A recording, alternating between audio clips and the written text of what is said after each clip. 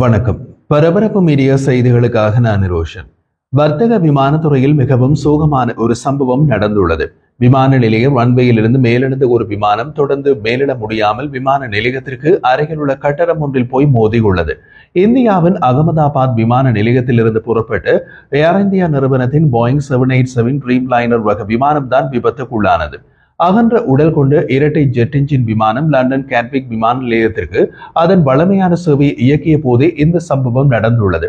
விமான கண்காணிப்பு தரவுகளின்படி அது அதன் கடைசி சிக்னலை சுமார் 625 அடி உயரத்தில் அனுப்பியது. இந்த தரவு குறிப்பிடுவது என்னவென்றால், தரையிலிருந்து மேலெழுந்த விமானத்தால் தொடர்ந்து மேலெழ முடியாத அளவில் விமானத்தில் ஏதோ காரணம் இருந்துள்ளது.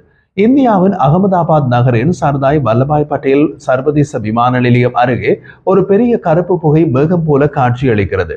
இங்கிருந்து ஏர் இந்தியா வாரத்திற்கு 5 விமானங்களை லண்டன் கேட்விக் விமான நிலையத்திற்கு இயக்குகிறது. தற்போது தனியார் நிறுவனமாக இருந்தாலும் இந்தியாவின் தேசிய விமான நிறுவனமாக கருதப்படும் ஏர் இந்தியாவிடமிருந்து மேலும் விவரங்களுக்கு பலர் பதைப்புடன் காத்திருக்கும் நிலையில் இந்த சம்பவத்தை ஏர் இந்தியா உறுதிப்படுத்தியுள்ளது. இன்று அகமதாபாத்தில் உள்ள சர்தார் வல்லபாய் பட்டேல் சர்வதேச விமான நிலையத்திலிருந்து புறப்பட்ட போது ஏர் இந்தியா விமானம் தடம் இலக்கம் 171 விபத்துக்குள்ளானது. இதுவரை கிடைத்த தகவல்களின் அடிப்படையில் இந்த விமானத்தின் பதிவு இலக்கம் VTANB. விமானம் மேலேறுவதற்காக கொடுக்கப்பட்ட ரன்வே இலக்கம் 23. அகமதாபாத் தரைக்கட்டுப்பாட்டு மையத்திடம் விமானி புறப்படுவதற்கு அனுமதி கேட்ட போது நேரம் 1:14. அனுமதி உடனடியாக கொடுக்கப்பட்டது. விமானத்தில் எந்த கோளாறும் அறியப்பட்டிருக்கவில்லை. வழமை போல கேட்டிலிருந்து பின் நகர்த்தப்பட்ட விமானம் டாக்ஸிவேக்கு சென்று ரன்வேயின் முனைவரை சென்றதில் எந்த பிரச்சனையும் இருக்கவில்லை. விமானத்தில் போதிய அளவு எரிபொருள் நிரப்பப்பட்டிருந்தது. லண்டன் வரை பறப்பதற்கு தேவையான எரிபொருள் மற்றும் லண்டன் கேட்விக் விமான நிலையத்தில் இறங்க முடியாத போனால் தொடர்ந்து மான்செஸ்டர் விமான நிலையம் வரை பறக்க தேவையான எரிபொருள் விமானத்தில் இருந்ததாக பதிவுகள் உள்ளன. விமானம் தரையில் இருந்தது வரை வழமைக்கு மாறாக எதுவும் இல்லை. ரன்வே முனைக்கு விமானம் சென்று நிறுத்தப்பட்ட போது தரை கட்டுப்பாட்டு மையம் விமானம் மேலேற இறுதி அனுமதியை கொடுத்தது. ரன்வேயில் ஓடி வேகமெடுத்த விமானம் ரன்வேயின் சுமார் 75% தொலைவு வரை ஓடிய நிலையில் என்ஜின் சக்தியில் மேலெழுந்தது.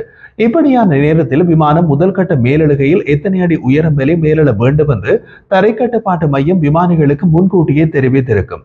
இந்திய நடைமுறையில் அகன்ற உடல் விமானங்களுக்கு முதல் கட்ட மேலெழுகை உயரம் 18,000 அடி வரை கொடுப்பார்கள். அதன் பின் விமானத்தை உயர சமநிலைப்படுத்தி பறந்த பின் 2ஆம் கட்ட மேலெழுகை ஆரம்பமாகும். ஆனால் ஏர் இந்தியா விமானம் தடம் இலக்கம் AI-171 முதல் கட்ட மேலெழுகையிலேயே சிக்கலை சந்தித்தது. உள்ளூர் நேரம் 1:38 மணி அல்லது லூசு நேரம் 8 மணிக்கு தரையிலிருந்து உயர்ந்த விமானத்திற்கு மேலெழுந்த போது போதிய உந்து சக்தி கிடைக்கவில்லை. உடனடியாக தரை கட்டுப்பாட்டு மையத்திற்கு அவசர கால அழைப்பு விடுத்த விமானி அவசர கால மேடை அறிவிப்பை செய்தார். விமானத்தில் உந்துதல் இல்லை, சரியாக மேலெழ முடியவில்லை என்று அறிவித்தார்.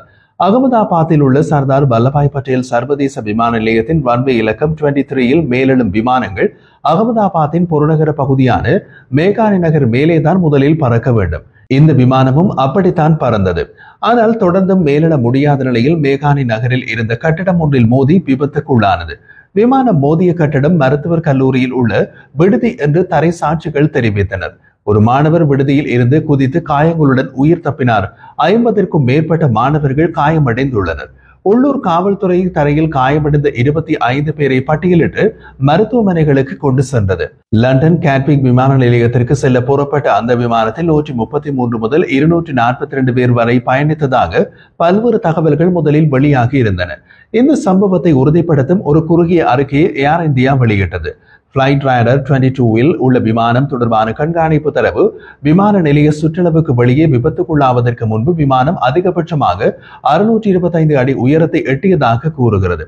ஆரம்ப அறிகுறிகள் இது விமானத்தின் உந்து விசை அல்லது எடை சமநிலை தொடர்பான சிக்கல் இருப்பதையே காட்டுகிறது.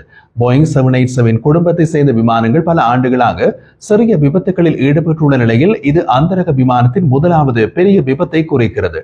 ஏர் இந்தியா விமானம் 171 திட்டமிடப்பட்ட இலக்கான லண்டன் கேட்விக் விமான நிலையமும் ஒரு குறுகிய கால அறிக்கையை வெளியிட்டுள்ளது. இன்று அகமதாபாத் விமான நிலையத்திலிருந்து புறப்படும் போது விபத்துக்குள்ளான AI-171 18:25 மணிக்கு லண்டன் கேட்விக் விமான நிலையத்தில் தரையிறங்க இருந்தது என்பதை அந்த அறிக்கை உறுதிப்படுத்துகிறது. விமானம் லண்டன் வரை சென்றிருந்தால் அது இன்று மாலை கோவாவுக்கு திரும்பும் விமானமாக போயிருக்க வேண்டும். லண்டனில் இருந்து கோவா செல்ல வேண்டிய விமான சேவை ரத்து செய்யப்பட்டது. விபத்துக்குள்ளான VTANB பதிவு இலக்க விமானம் ஏர் இந்தியா விமான குழுவில் உள்ள 27 போயிங் 787-8 ட்ரீம் லைனர்களில் ஒன்று. இது 11.5 ஆண்டுகள் பழமையானது. மேலும் 2 வகுப்பு கட்டமைப்பில் 259 இருக்கைகளை வைத்திருக்கிறது. விமானம் மோதிய தருணத்தில் காட்சிகள் இணையத்தில் வெளிவந்துள்ளன. விமானம் படிப்படியாக உயரத்தை இழந்து பின்னர் கட்டடத்தில் மோதியது. இறுதியாக கிடைத்த தரவுகளின்படி 230 பயணிகளும் 12 பணியாளர்களும் விமானத்தில் இருந்தனர். ஏர் இந்தியாவின் தலைவர் நடராஜன் சந்திரசேகரன் வெளியிட்ட அறிக்கையில், இந்த பேரழிவு நிகழ்வால் பாதிக்கப்பட்ட அனைவரின் குடும்பத்தினருக்கும் அன்புக்குரியவர்களுக்கும் எங்கள் எண்ணங்களும் ஆழ்ந்த இரங்கல்களும். இந்த நேரத்தில் பாதிக்கப்பட்ட அனைவரையும் அவர்களது குடும்பத்தினரையும் ஆதரிப்பதிலேயே எங்கள் முதன்மையான கவனம் உள்ளது. விபத்து நடந்த இடத்தில் அவசர கால மீட்பு குழுக்களுக்கு உதவும், பாதிக்கப்பட்டவர்களுக்கு தேவையான அனைத்து ஆதரவுகளையும் பராமரிப்பையும் வழங்கவும் எங்களால் முடிந்த அனைத்தையும் செய்கிறோம் என்று குறிப்பிடப்பட்டுள்ளது. குஜராத் முதல்வர் பூபேந்திர பட்டேல் காயமடைந்த பயணிகளை சிகிச்சைக்காக கொண்டு செல்ல ஒரு பசுமை வழித்தடத்தை ஏற்பாடு செய்ய அதிகாரிகளுக்கு அறிவுறுத்தியுள்ளார். இந்திய சிவில் விமான போக்குவரத்து இயக்குநரகம் வெளியிட்ட அறிக்கையில், விமானிகள் தரைக்கட்டுப்பாட்டு மையத்திற்கு மேலே அழைப்பு விடுத்ததாகவும், ஆனால் அதன் பின்னர் தரைக்கட்டுப்பாட்டு மைய செய்த அழைப்புகளுக்கு விமானிகளால் எந்த பதிலும் அளிக்கப்படவில்லை என்றும் உறுதிப்படுத்தியுள்ளது. விபத்து தொடர்பாக மேலதிக தகவல்கள் கிடைத்துள்ளன. அவற்றை உறுதி செய்தவன் பரபரப்பு மீடியா யூடியூப் சேனலில் வெளியிடுவோம்.